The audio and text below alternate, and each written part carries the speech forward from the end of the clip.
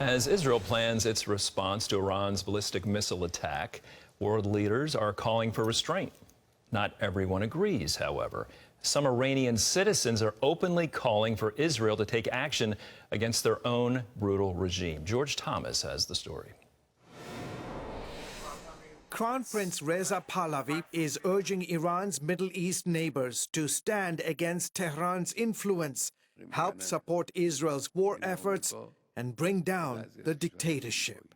The regime in Tehran is responsible for the deaths of hundreds of thousands of innocents, Iranians, Arabs, and Israelis, Christians, Muslims, and Jews.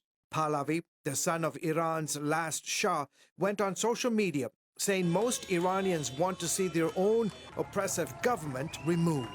So I say to you, our friends across the Middle East, our region deserves so much better.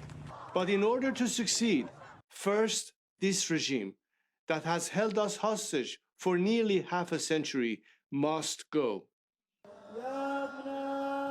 While some Iranians have supported military action against Israel, if Israel reacts to Iran's action, Iran will respond again and completely crush Israel. Pahlavi claims the majority of his countrymen would welcome targeted action against the regime. He tells Iranians the real enemy is their own government, led by Ali Khamenei. The tyrant in Tehran couches his warmongering in Iranian nationalism, but he does not speak for our nation. The crimes his regime has committed against you, our neighbors, are an affront to Iranians and our values. Israeli Prime Minister Benjamin Netanyahu recently expressed hope for peace between his country and Iran, suggesting that a future free Iran could lead to a new relationship between the two nations. When Iran is finally free, and that moment will come a lot sooner than people think, everything will be different. Our two ancient peoples, the Jewish people and the Persian people, will finally be at peace. Our two countries, Israel and Iran, will be at peace. Transform Iran brings the transformative power of the gospel to every corner of Iran. Lana Silk runs Transform Iran, a ministry that operates inside the country, sharing the message of the gospel. She says recent uprisings against the regime demonstrate that Iranians want political change like never before, even to the point of dying for it. It's a tough fight. They're willing to fight it. They're willing to pay whatever it takes to take down their government. We've seen Iranian people take to social media and invite Israel to attack them on their own soil.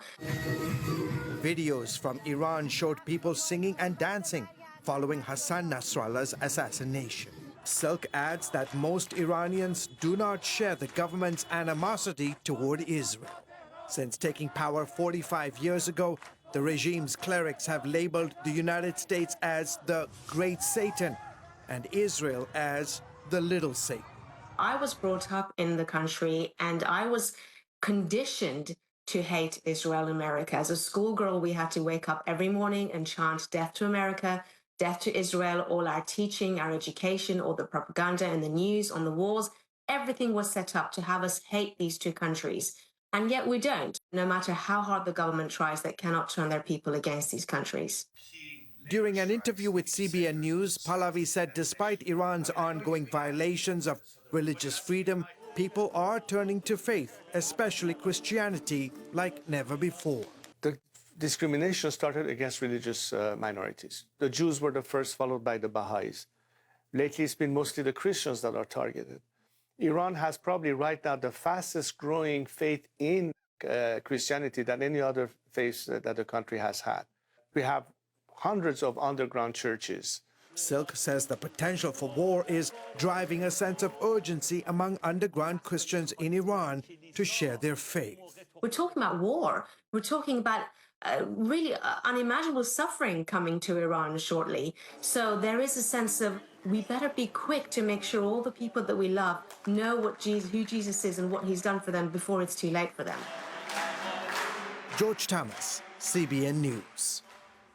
Thank you, George. Incredible. A regime so oppressive that many of its very citizens are welcoming a targeted attack against their own government. You heard Miss Silk say as a child she was forced to chant death to America, death to Israel. But one thing we're learning and being reminded of is it's not the people of Iran that are evil. It's not the people, the citizens. It's the regime. So keep that nation in prayer.